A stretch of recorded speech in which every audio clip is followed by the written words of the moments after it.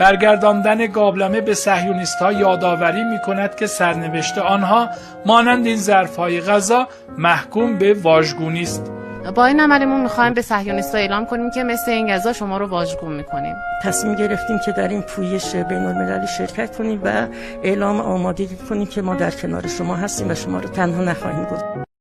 این تیکه‌هایی که به خانم‌ها میندازن بابت کار کردن تو دبی اذیتت نمی‌کنه؟ وقتی یه سگ کوچیک پارس میکنه شیر حتی بر نمیگرده پای سرشو نگاه کنه.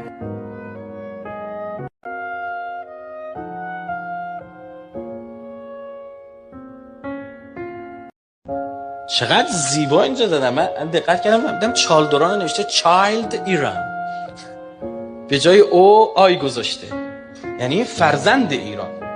نه، ایران فرزند حماسه چالدورانه. باشید ببینید آره یا نه. آمده بودن تونل زده بودن برسن به جسد مطهر امام حسن عسکری، دی ان ای امام حسن عسکری رو استخراج کنن، از طریق دی ان ای او بگردن امام زمان رو پیدا کنن، شهید کنن. برج هایی که کنار کعبه ساختن تک تیرانداز بالاشه، اصلا با هوش مصنوعی هم کنترل میشه. امام زمان اومد گفت الا یا علال عالم با دوشکا بزن. وقتی آمریکایی وارد عراق شدن افراد زیادی از علما رو بردن بازجویی کردن. امام زمانتون کجاست؟ مهدی کجاست؟ بازجویی. مسجد سهل دوربین گشتن، مسجد کوفه دوربین، امام زمان رو پیدا کنن، شهید کنن.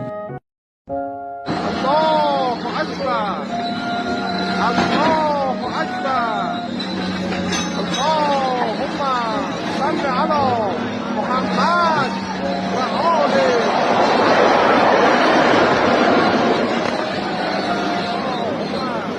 صل علی محمد و آله محمد. دور سرت بگردم که انقدر به من نزدیک شدی، قربون اون گوشه مخملیت برم، جون دلم.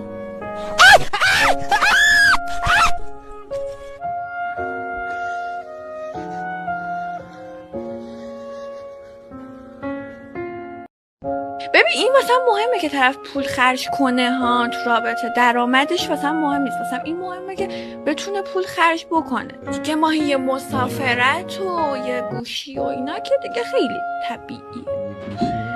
چه موبایلی میخوای؟ الان 16. ژپتو فینیتو کوسیتو بده ببر.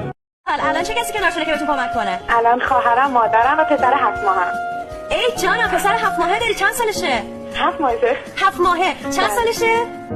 از شماره 1 تا 108 3 تا عدد رو شما انتخاب بکنید. 124,000 108 تا داریم.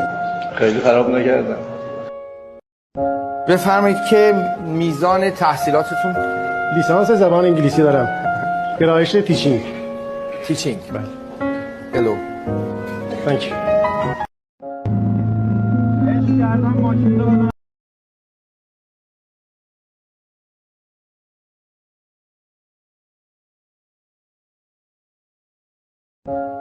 بچه من کاملا مجبورم، فقط یک سیسی جلالم پیش سلیمیتون زدم.